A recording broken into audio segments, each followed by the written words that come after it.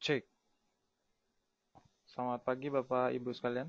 Selamat datang kembali di Philip Webinar untuk edisi hari Jumat tanggal 3 April 2020 bersama kami tim riset Grup Sekuritas Indonesia. Seperti biasa sebelum kami mulai, kami konfirmasi terlebih dahulu apakah suara dan layar sudah terdengar dan terlihat dengan jelas.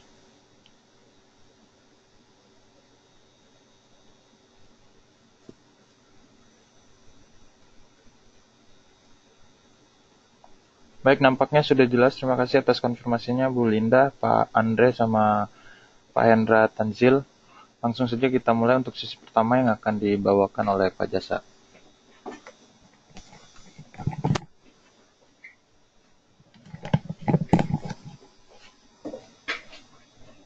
Ya, baik. Selamat pagi.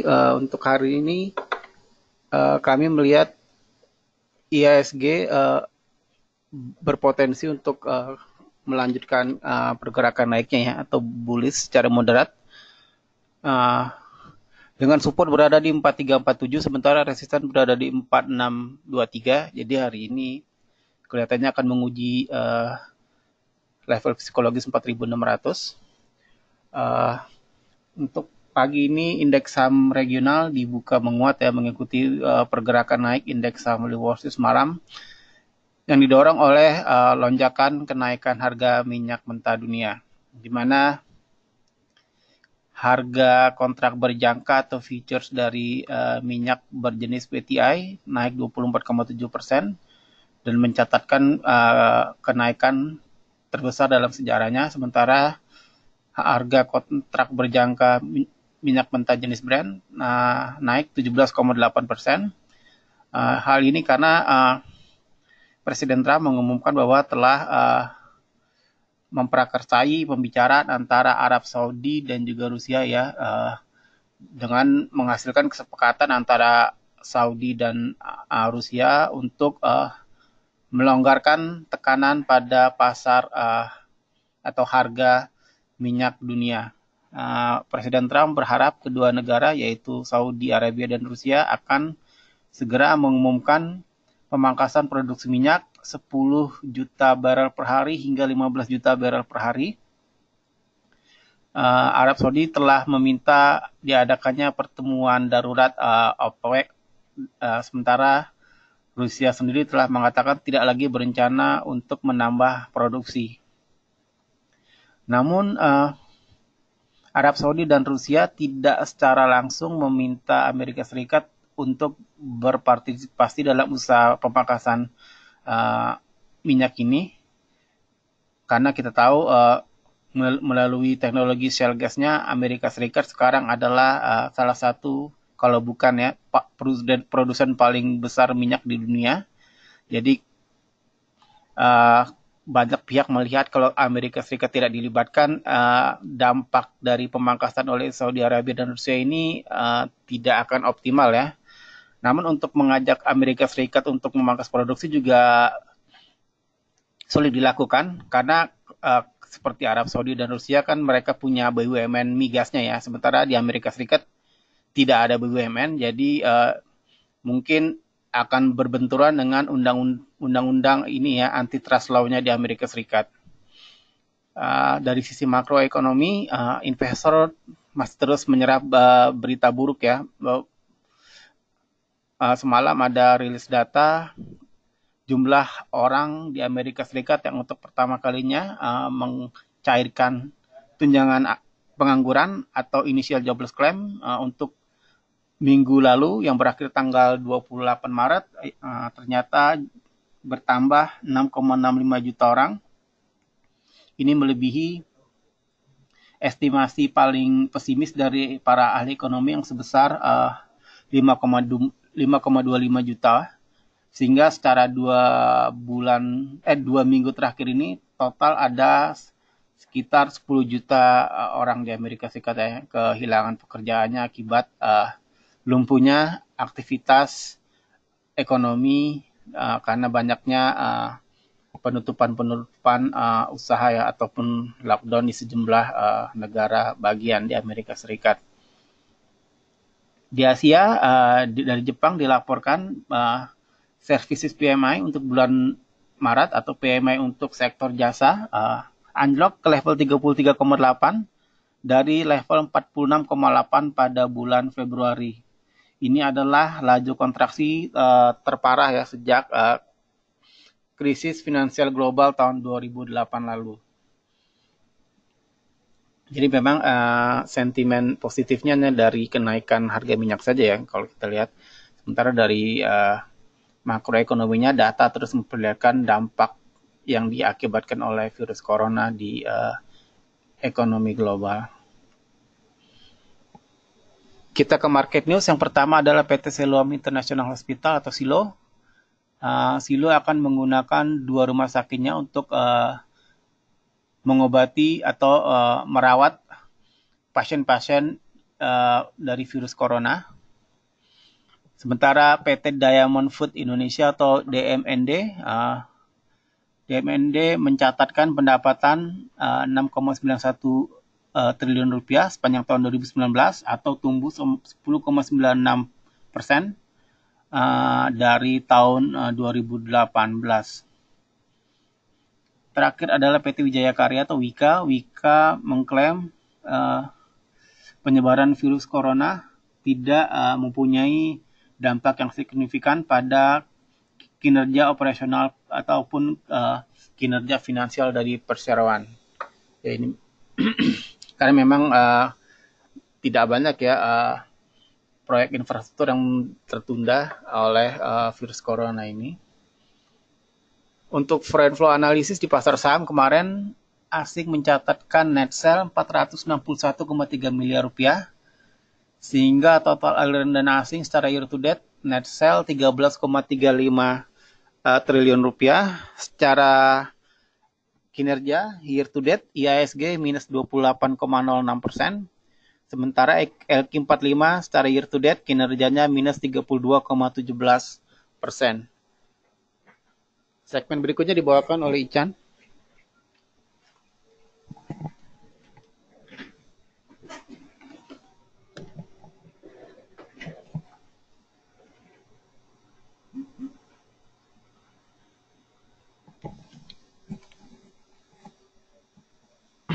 Baik, terima kasih atas pemaparannya. Baik, sebelum kita masuk ke market technical rekomendasi, saya ingin bahas tentang pergerakan IHSG dulu pada hari kemarin. Memang kalau secara teknikal, secara 5 candle ke belakang, memang pergerakan IHSG masih terlihat sideways saja. Kami melihat pergerakan pada pembukaan pada hari ini akan ada sedikit technical rebound ya, pergerakan yang mengindikasikan pergerakan bullish untuk pagi hari ini karena beberapa sentimen di luar seperti harga minyak yang mulai bangkit lagi, bergairah kembali, walaupun ini hanya sebatas kenaikan teknikal semata kalau kita lihat, karena dari data-data makro masih menggambarkan penurunan yang cukup dalam karena dampak dari corona ini sendiri. Baik, kalau kita masuk ke technical rekomendasi, yang pertama ada saham SCMA. Memang jika kita lihat chart di sebelah kiri, itu pergerakan daripada SCMA, pergerakan kemarin memang terlihat bullish. Secara short term-nya juga masih terlihat bullish, kemudian dari medium masih terlihat melandai atau bearish. Kita dapat mengambil aksi trade buy di 795 untuk SCMA. Kemudian target price pertamanya di level 845 untuk SCMA. Kemudian target price 2 di level 900. Titik stop loss yang dapat dicermati oleh Bapak Ibu sekalian di level 725 untuk SCMA. Kemudian saham kedua ada BBTN. BBTN memang secara sepekan kita lihat masih terlihat sideways saja, dan medium termnya masih melandai juga, masih pergerakannya masih bearish. Di sini kita dapat mengambil aksi spekulasi buy untuk BBTN di 845. Kemudian target price 1 di level 910, kemudian target price 2 di level 975. Kemudian titik stop loss yang dapat dicermati oleh Bapak Ibu sekalian di level 790 untuk BBTN. Karena dari indikator teknikal juga jika kita lihat volume dan MACD itu sudah mengindikasikan pergerakan bullish ya atau pembalikan. MACD sudah golden cross di situ, kemudian stokastik masih sudah berada di area oversold-nya, kemudian jual, kemudian level volume yang menggambarkan kenaikan di cukup tinggi di perdagangan hari kemarin. Kemudian dari saham terakhir itu ada ERA. ERA secara short term masih terlihat bergerak sideways saja, kemudian medium termnya juga masih bergerak melandai. Kita dapat mengambil aksi trade buy mengingat pergerakan yang cukup fluktuatif terjadi di perdagangan kemarin ya. Untuk ERA Jaya, kita dapat mengambil aksi trade buy di level 930, kemudian target price 1 di level 1000, kemudian target price 2 di level 1075, kemudian stop loss di 835 untuk ERA. Jadi kita pagi hari ini ada 3 saham yaitu SCMA, PBTN, dan ERA Jaya. Sebelum kita masuk sesi Q&A, kita akan membahas sedikit tentang technical rekomendasi kita pada pekan lalu, tanggal 27. Kami merekomendasikan INDF, BJTM, ADI, dan MAIN. Kita lihat pergerakannya INDF, beberapa technical rekomendasi kita pada pekan lalu.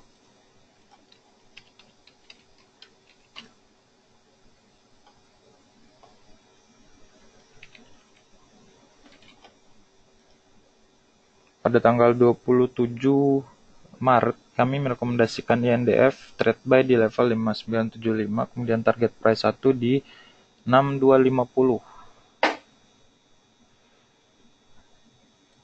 Pada tanggal 27 memang kenaikan yang cukup tinggi terlihat dari saham INDF. Dari chartnya membentuk, dari candlenya membentuk Marubozu ya, ini penguatan yang bulat karena optimisme di INDF nampaknya cukup kuat pada tanggal tersebut dan terbentuk kembali pada perdagangan hari kemarin. Nampaknya pergerakan INDF cukup kuat, jadi akan ada aksi profit taking terlebih dahulu untuk pergerakan INDF. Bagi Bapak Ibu yang sudah punya barang, boleh dijual di level MA50-nya di 6900, 6900-an untuk INDF. Jadi secara tidak langsung di tanggal 27 untuk level 6250, yaitu target price 1 kita tercapai untuk INDF. Kemudian ada saham kedua, kami merekomendasikan PJTM pada tanggal 27, trade buy di level 444, kemudian target price satunya di level 472 untuk BJTM. Kita lihat pergerakan BJTM selama sepekan bagaimana.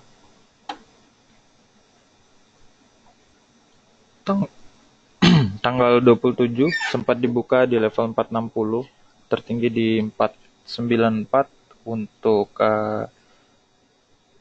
BJTM. Target price 1 kita nampaknya tercapai, namun ditutup pada teritori negatif pada perdagangan tanggal 27, yaitu di level 458. Namun untuk target price 1 kita tercapai ya di level 472 dan 494, 492 untuk target price 2 karena ditutup di sempat tertinggi di level 494. Jadi target price 1 dan target price 2 tercapai untuk BJTM pada tanggal 27. Dan sekarang pergerakannya masih menguji MA20-nya di level 479 untuk BJTM. Kemudian pada tanggal 27 kami merekomendasikan ADI di level 456, kemudian target price 1 di 490 untuk ADI. Kita lihat pergerakan pada saham ADI tanggal 27. Tanggal 27 memang mengalami kenaikan yang cukup kuat juga untuk saham ADI ini. dibuka pada level 466, tertinggi di level 560 untuk pergerakan saham ADI. Jadi target price 1 dan 2 tercapai untuk Adikarya, dan setelah dari pergerakan yang pada tanggal 27 nampaknya pergerakan cukup melandai ya. Di sini tidak mampu membreakout daripada MA20-nya untuk saham ADI dan bergerak masih di 505, menguji MA9-nya untuk ADI. Kemudian ada saham terakhir pada tanggal 27 kami merekomendasikan trade buy di level 400, yaitu saham Main ya. Kemudian target price 1 di 450. Kita lihat Main bagaimana tanggal 27 secara sepekan. Pergerakan ditutup pada teritori positif juga untuk saham Main pada tanggal 27. Dibuka pada level 412, kemudian tertinggi di 466. Target price 1 kita tercapai di level 450, tercapai, dan pergerakan sekarang masih ada peluang untuk menembus daripada MA20 untuk Main. Boleh, jika Bapak Ibu yang belum memiliki saham Main, boleh dikoleksi. Menarik ini untuk mencapai level 500-nya di atau MA20-nya. Ada potensi, mengingat 3 hari volume mencatatkan volume yang cukup tinggi, dan MACD yang tergambar di Main masih bergerak di bawah area teritori negatif, namun terbentuk golden cross di sini, jadi ada potensi penguatan lagi untuk saham Malindo atau Main. Jadi itu dia, pada pagi hari ini kami merekomendasikan 3 saham dan beberapa technical review untuk pekan lalu. Jadi untuk Bapak Ibu yang ingin mengajukan pertanyaan, silakan tuliskan di question box yang telah tersedia.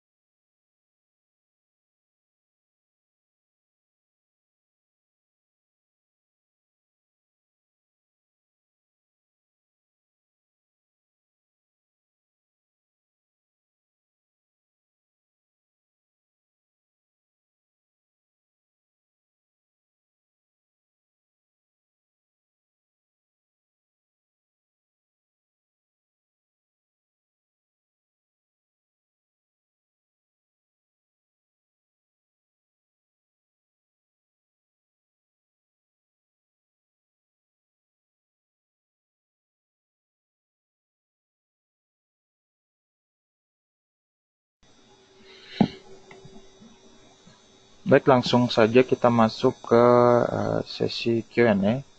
Untuk pertanyaan pertama yang datang dari Pak Hendrali Kurniawan yang menanyakan pawon, Asri, dan Sril. Kita lihat pawonnya dulu.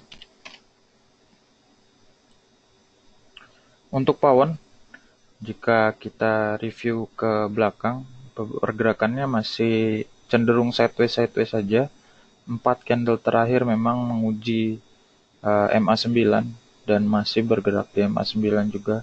Ada indikasi open gap up untuk pergerakan pada pagi hari ini karena closing pada level kemarin ditutup di level 328. Jadi ada potensi gap up di pergerakan pawon, mengingat volume juga yang masih mencatatkan ketebalan yang cukup bagus. Jadi untuk pawon boleh masuk tipis, kita uji MA20-nya untuk target price 1 atau level tertinggi pada tanggal 27-nya itu di level 364. Jadi target price 1 di level 364, kemudian titik stop loss yang dapat dicermati itu di level 290 untuk pawon. Boleh trade buy untuk pawon. Kemudian Asri.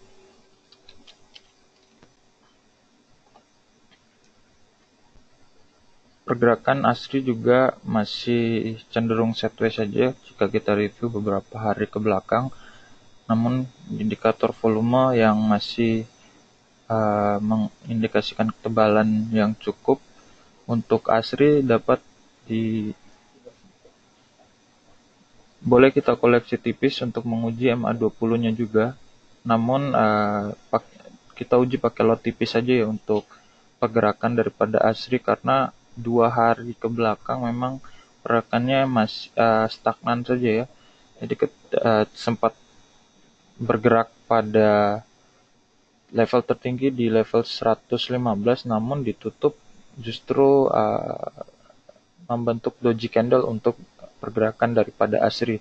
Ada ketidakpastian dari investor yang ingin membeli dan ingin menjual, jadi terbentuk candle doji untuk ASRI ya. Jadi wait and see, boleh kita jadikan MA20 sebagai target price pertama untuk beberapa hand rally untuk ASRI-nya. Kemudian Sril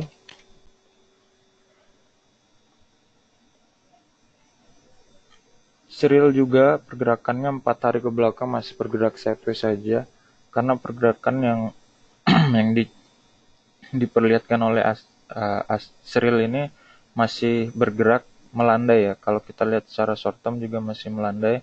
Boleh untuk dikoleksi tipis-tipis saja untuk Srilnya. Srilnya jika membreakout daripada MA20, saya sarankan untuk buy on breakout sih, lebih ke buy on breakout kalau untuk pergerakan daripada Sril.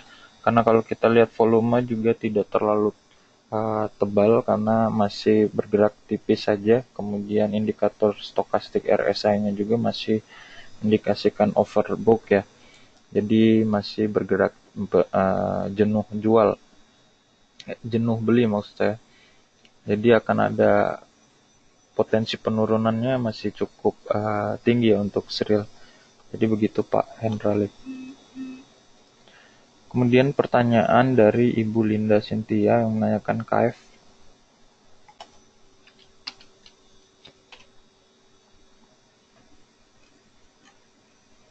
KF memang pergerakannya justru pada tanggal 20 Maret bulan lalu itu sudah mengindikasikan kenaikan yang cukup signifikan selama sepekan ya.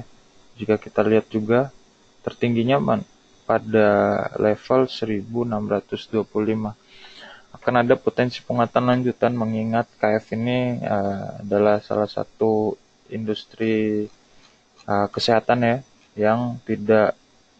yang justru berdampak positif terhadap coronavirus yang sekarang ini terjadi. Jadi kita mungkin bisa ngambil aksi trade buy di level 1300 di level sekarang, atau closing daripada pergerakan candle terakhirnya. Kita dapat jadikan target price pertama itu di level 1450 atau MA 120 harinya atau Bollinger Band atas. Dan kita boleh jadikan titik supportnya itu di level 1195 untuk 1190 untuk KF Ibu Linda. Jadi boleh kita beli di level 1030 atau di level sekarang. Kemudian jadikan target price 1 di level 1450. Kemudian level supportnya di level 1150-an. Jadi begitu untuk KF.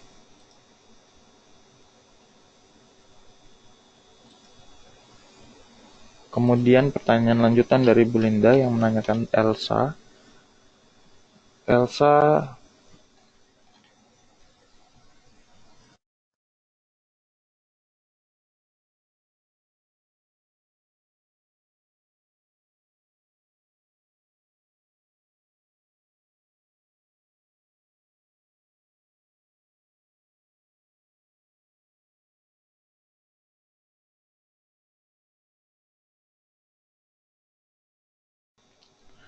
Jadi pergerakan pada saham Elsa memang terlihat cukup tinggi ya pergerakannya pada pergerakan hari kemarin itu, mengingat harga minyak dunia yang cukup tinggi juga terjadi. Namun ini hanya beberapa sentimen positif yang sesaat ya kalau saya lihat daripada Elsa, karena Elsa lebih bergerak pada eksplorasi.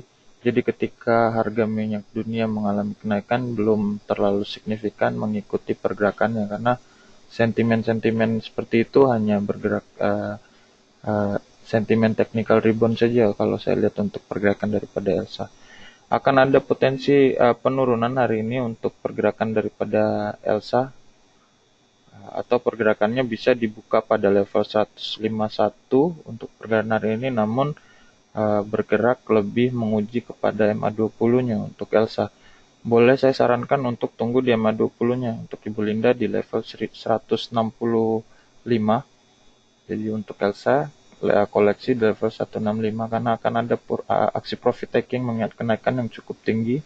Jika kita lihat volume juga, volume beli pada perdagangan Elsa cukup tebal ya kemarin, dan beberapa indikator teknikal seperti stokastik RSI-nya juga masih bergerak overbought di sini atau jenuh beli jenuh beli ya untuk Elsa-nya.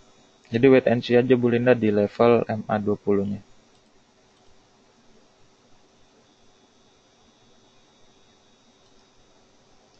Kemudian Bapak Andri menanyakan teknikal dari MNCN.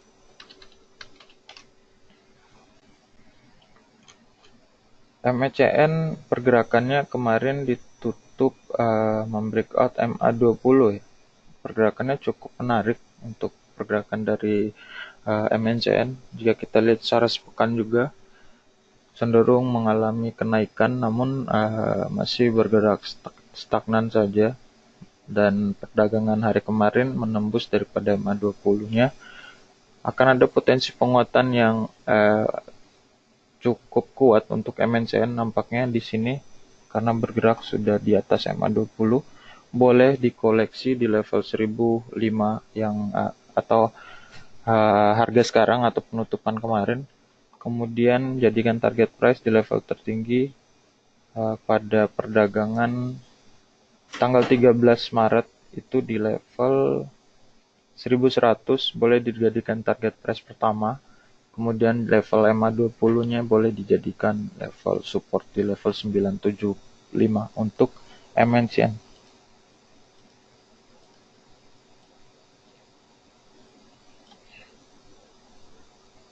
Kemudian Ibu Emi Elianawati menanyakan tentang support dan take profit untuk BRI, BMRI, dan PTBA. Kita akan bahas BRI dulu.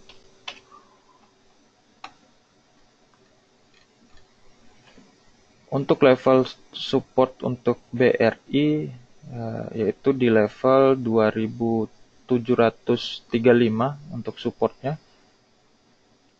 Kemudian level resisten untuk atau target price-nya itu kita bisa pakai MA20-nya di level 3200-an.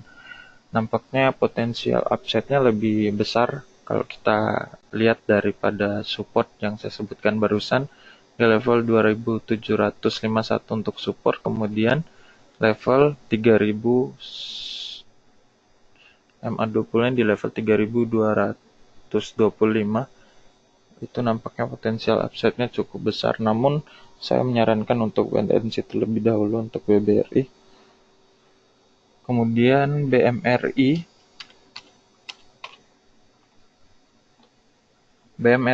level supportnya di level 4560 atau MA9 harinya. Kemudian MA20 sebagai level resisten. Kemudian target price pertama kita boleh pakai level higher yang terbentuk pada tanggal 27 yaitu di level 5225 untuk BMRI. Kemudian PTBA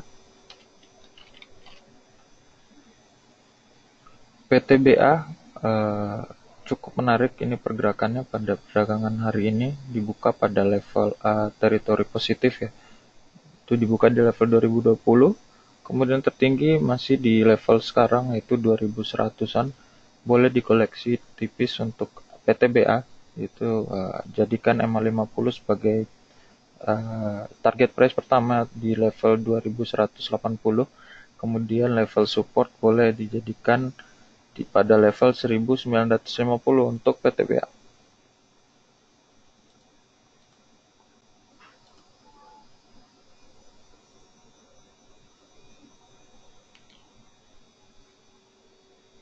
Untuk pertanyaan dari Ibu Yosi Roza yang menanyakan tentang saran untuk Unilever baiknya average down atau lebih baik cut loss.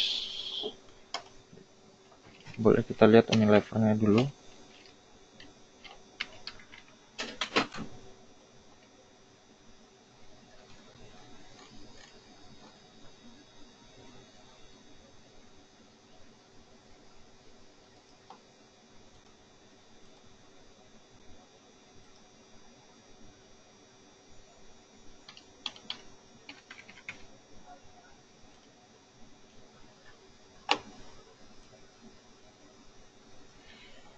Kalau kita lihat pergerakan daripada Unilever memang ada potensi kenaikan yang lumayan ya, karena pergerakannya juga cukup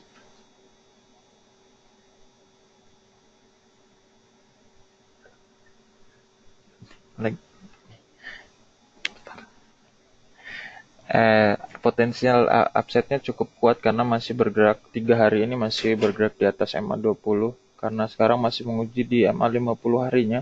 Penguatannya cukup kuat, semakin dia meninggalkan MA20 itu akan semakin kuat pergerakan menuju MA-MA selanjutnya atau pergerakan moving average selanjutnya. Sekarang masih bergerak melemah ya di 7125. Saran saya untuk Ibu Nyonya Yosi, baiknya cut loss atau average down. Lebih baik average down sih kayaknya, ini pergerakan dari Unilever ada potensi penguatan lanjutan. Minimal kita mengurangi daripada presentasi kerugian yang sudah terjadi ya, karena Ibu Yosi itu memiliki di 8.300 ya. Mungkin akan bergerak ke sana Ibu. Ini ada potensi penguatan ke sana jika perdagangan 2-3 hari ke depan itu menembus MA50-nya. 50 harinya di level 7.290. Kurang lebih seperti itu, Bu. Rasio sih. Kemudian Bapak Evelyn menanyakan bagaimana BMRI, kapan saat tepat untuk beli.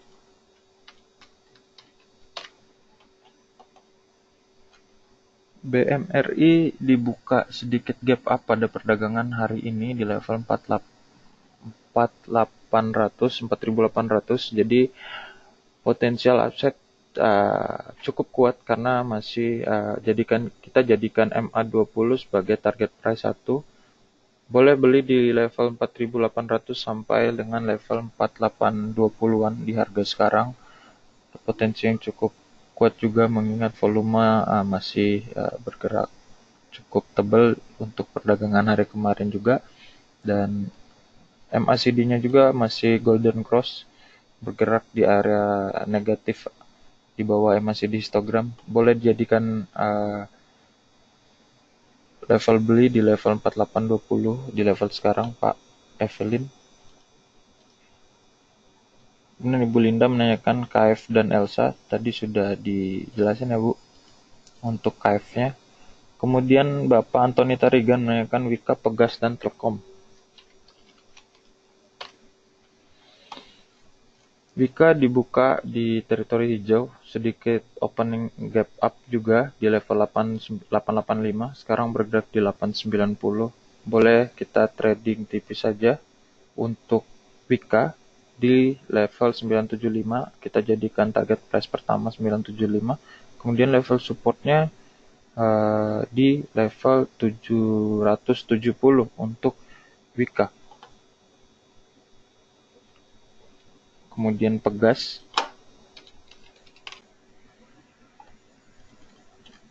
pergerakannya memang akan cukup berat ya pergerakannya untuk hari ini, mengingat masih bergerak di bawah MA20-nya. Kalau kita lihat ini cukup jika membreakout daripada MA20 baru dikatakan pergerakannya cukup kuat untuk pergerakan daripada Pegas. Saya sarankan untuk wait and see terlebih dahulu.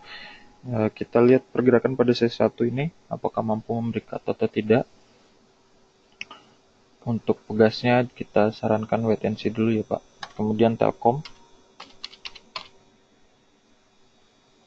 Telkom dibuka menguat pada pagi hari ini di level 3.170 sekarang.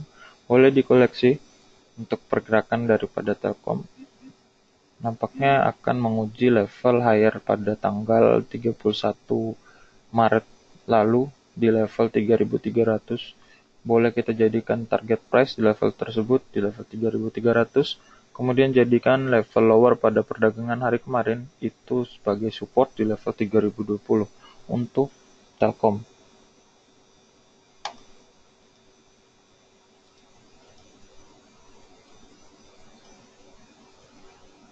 Kemudian Bapak Paulus Ponto menanyakan tentang BRI, Antam, dan Elsa. Tadi sebenarnya BRI-nya sudah ya Pak, jadi kita akan bahas ulang untuk BRI. Memang pembukaan perdagangan pada hari ini, tadi potensial upside-nya memang cukup tinggi, namun saya sarankan untuk wait and see terlebih dahulu, dan sekarang masih bergerak bearish ya untuk BBRI-nya di level 2860. Jika mau ngambil, boleh ditunggu di level 2800 untuk BBRI, karena akan ada penguatan ketika level MA 9 ini di breakdown di level 2800-an untuk BBRI. Boleh tunggu di level tersebut Pak. Kemudian Antam dibuka gap up juga, namun pergerakan sekarang masih stagnan saja, bergerak tipis di atas MA 20-nya di level 456. Boleh kita koleksi Antam di level 454 atau 1 tick di bawah pergerakan hari ini. Karena ini pergerakan dibuka open gap up juga ya di level 458 untuk perdagangan daripada Antam, sedangkan closing pada perdagangan hari kemarin di level 436. Boleh kita tunggu di 454, 452 sampai 454, 1 sampai 2 tick di bawah untuk pergerakan daripada Antam. Apakah mampu menembus kembali MA20 yang terlihat pada chart. Kemudian saham Elsa, kita lihat pembukaan tadi. Elsa nampaknya dibuka menguat ya pada perdagangan hari ini, cukup tinggi. Namun setelah daripada menyentuh daripada MA50-nya atau Bollinger Band atas di level 220, nampaknya pergerakannya mulai surut ya. Ini pergerakan sampai 208. Mungkin ada aksi profit taking karena pergerakan ini cukup tinggi di awal-awal sesi perdagangan ini untuk Elsa. Jadi saya sarankan untuk jangan dulu masuk untuk Elsa karena akan ada aksi profit taking lanjutan untuk pergerakan pada hari ini.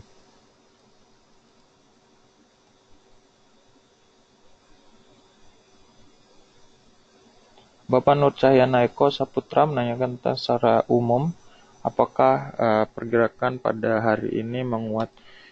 Jika dari rekomendasi kami, pada perdagangan hari ini IHSG akan ditutup menguat ya Pak, bullish moderat tapi secara terbatas, mengingat beberapa indikator makroekonominya masih menggambarkan pelemahan yang cukup dalam. Kita lihat PMI yang dirilis beberapa negara cukup terkontraksi semua, karena kalau kita lihat pergerakan hari ini itu kenapa kami indikasikan bullish moderat, karena mengingat sentimen harga minyak yang bergerak cukup tinggi. Kenapa harga minyak begitu berpengaruh di pergerakan market secara global maupun domestik? Karena harga industri oil itu adalah industri dengan capex atau capital expenditure terbesar, artinya industri yang mempengaruhi ekonomi secara luas. Jika mengalami kenaikan yang cukup signifikan atau bergerak naik, jadi akan berpengaruh di pasar saham juga untuk pergerakannya. Jadi secara umum pergerakan pada hari ini juga kita lihat IHSG dibuka di teritori positif di 4548 perdagangan hari ini, jadi ada potensi penguatan sampai di closing sesi 1 atau di penutupan untuk perdagangan akhir. di sesi 2. Jadi begitu Pak. Untuk pertanyaan selanjutnya, Bapak atau Ibu Putu Patmi menanyakan tentang KLBF dan Unilever.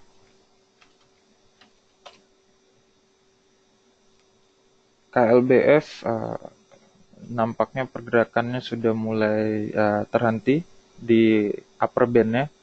Sekarang memang dibuka di level 1290 untuk KLBF. Sekarang mengalami penurunan karena adanya aksi profit taking mengingat kenaikan yang cukup tinggi di KLBF ini selama sepekan terjadi mulai tanggal 26 ya Pak. Pergerakannya cukup tinggi, membreak up daripada MA20-nya juga, dan akan ada aksi penurunan lanjutan untuk KLBF. Jika yang dikoleksi, boleh kita ambil di level 1090 atau level lower yang terbentuk pada candle terakhir. Kemudian Unilevernya juga pergerakannya cukup stagnan ya di sini, tidak mampu membreak up daripada MA50-nya. Jika ingin masuk, boleh kita koleksi di lower daripada perdagangan hari kemarin di level 6.940 untuk Unilever. Jadi boleh kita beli di situ di level tersebut. Kemudian target price 1 di level 7.290. Kemudian level supportnya boleh kita gunakan MA20 di level 6768. Jadi gitu Pak untuk Unilever. Jadi pertanyaannya lebih baik Unilever apa KLBF? Saya rasa kita lebih ke Unilever ya Pak. Mengingat potensial upside-nya lebih besar Unilever dibanding KLBF.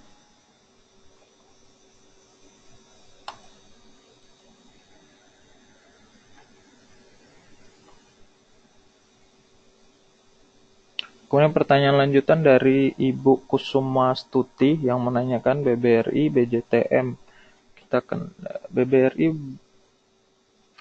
tadi sudah dibahas. BBRI kita wait and see terlebih dahulu Bu, karena teritori negatif ya ini terlihat pada perdagangan hari ini di level 2850. Sekarang pergerakannya boleh kita tunggu di level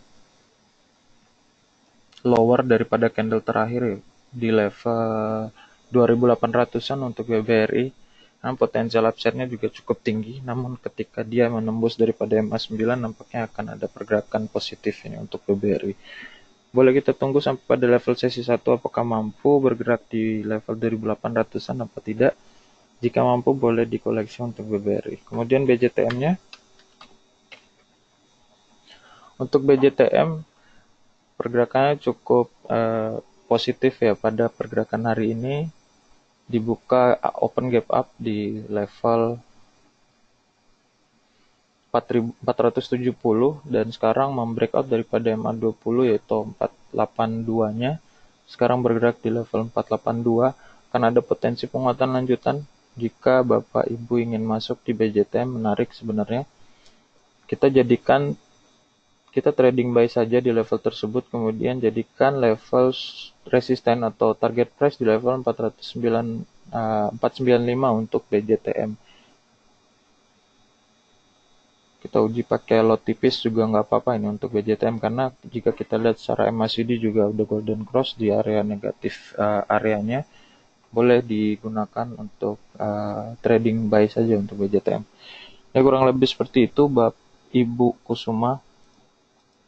Pertanyaan lanjutan, pertanyaan terakhir ini nampaknya dari Bapak Rusdinal menanyakan tentang Antam. Apakah masih akan di bawah 500 dalam seminggu ke depan?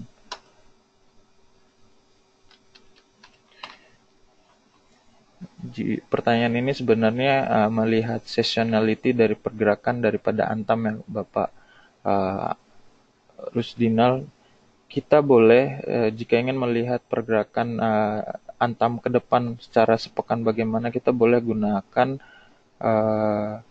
indikator Fibonacci.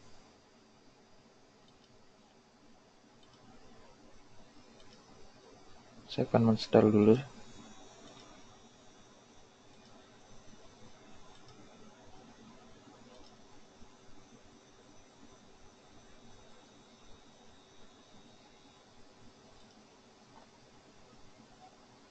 Fibonacci retracement kita lihat pergerakan dari level higher tertingginya secara 3 bulanan, boleh 4 sampai 3 bulanan, kemudian ditarik sampai pada level lowernya untuk Antam.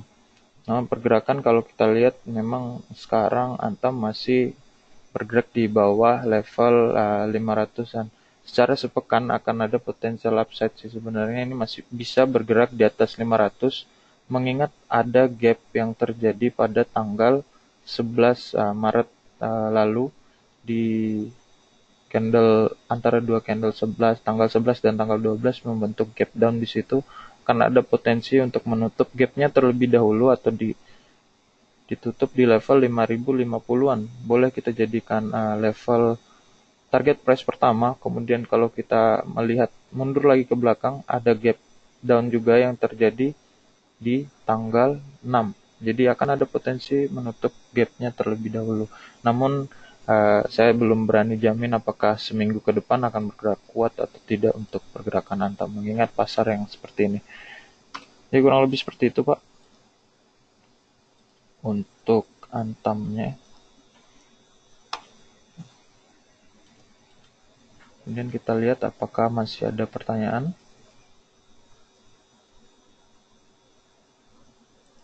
Bapak Putu Patmi masih menanyakan tentang BPCA kapan sebaiknya dibeli.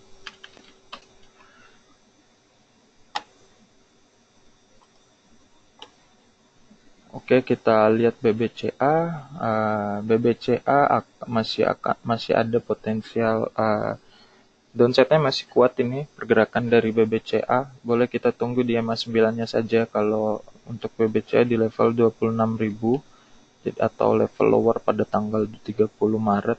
Mengingat 4 hari ini pergerakannya masih cenderung ini saja, cenderung bearish. Namun kalau kita lihat volume di indikator volume, ini pergerakan volumenya sudah mulai menipis, jadi artinya ketika menembus MA20 akan ada potensi penguatan lanjutan atau reversal gitu untuk pergerakan daripada BCA. Boleh tunggu di level yang saya sebutkan barusan, di level 26.000 untuk BBCA papat. Kurang lebih seperti itu. Kemudian pertanyaan terakhir dari Bapak Nur Cahyana, nanya tentang bagaimana dengan ICBP. ICBP pertanyaannya ini pergerakannya memang dibuka turun ya pada perdagangan hari ini di level 10.200. Sekarang masih bergerak cukup landai juga untuk perdagangan hari ini.